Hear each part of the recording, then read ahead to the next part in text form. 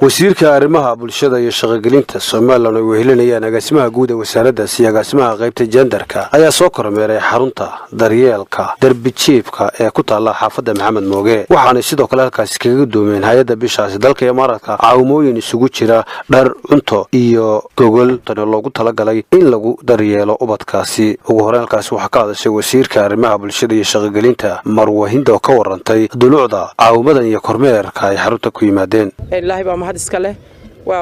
waxaynu joognaa waa xaruntii dhaqan celinta caruurta ay xukuumadda Soomaaliland gacanta ku haysay waxaanu isugu nimi halkan hay'adda bisha cas ee Imaaraadka Carabta oo caawimo ay dalka oo dhan u qaybinaysay wixii nagaga aadanaa ka wasaaradahan noo keentay ilaahay baan ugu mahad celinayaa sidoo kale waxaan u mahadnaqayaa dawladda Imaaraadka Carabta iyo mas'uuliyiinta bisha cas iyo gudida abaaraha oo dareemay in wasaaradda shaqagelinta arrimaha bulshada iyo qoysku ay mas'uul ka tahay dadka nugul aad baan ugu mahad celinayaa waxay isugu jirtaa caawimadani dhar iyo cunto iyo gogol ayay intaba isugu jirtaa waa wax badan ka tari doona baahida guud ahaan dadka nugul ee aanu gacanta ku hayno gaar ahaanna xarunta dhaqan celinta ee ay xukuumaddu maamusho waxaana sidoo kale halkaas iyaduna ka hadashay agaasimaha qaybta genderka Filson oo uga mahad celisay wasiirka dadaalka ay ugu jirto sidii ay ubadkan u daryeer lahayd waxaan aad ugu mahad celinayaa wasiirka wasaaradda shaqagelinta arrimaha bulshada iyo qoyska Marwahindo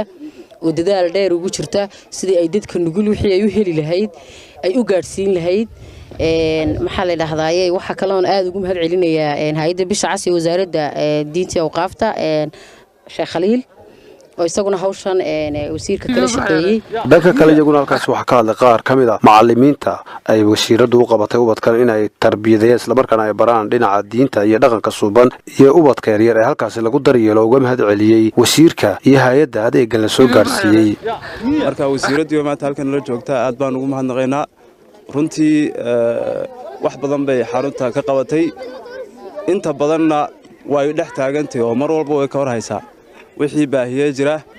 waxay noo keeneen furaasho dhar cunto bariis waxaan cunno oo dhan iyo waxaan ku seexano waana u mahad celinaa Cabdulqaadir Cudi Home Cable TV Hargeysa